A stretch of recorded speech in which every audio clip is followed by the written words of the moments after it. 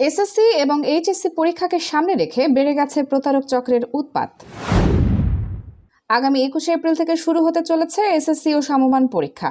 উক্ত পরীক্ষাকে সামনে রেখে শিক্ষার্থীদের মধ্যে বিরাজ করছে নানা কৌতূহল ও আতঙ্ক।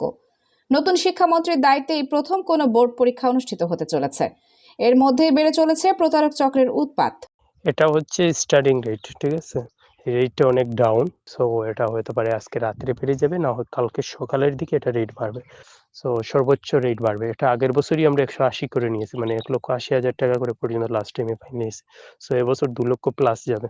প্রশ্ন ফাঁস এবং রেজাল্ট কারিগরি করার কথা বলে মোটা অঙ্কের টাকা হাতিয়ে নিচ্ছে তারা শিক্ষার্থীদের থেকে। তেমনি এক প্রতারকদের ধরার অভিযানে নামে জিরো টিভির অপরাধ দমন শাখা।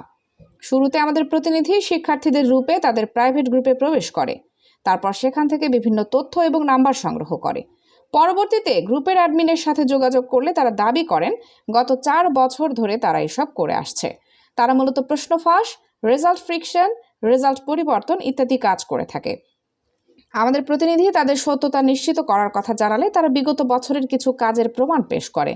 তার কাছে আরও জানতে চাওয়া হলে সে বলে বিগত বছরে তারা 1500 শিক্ষার্থীর ফলাফল পরিবর্তন করেছে।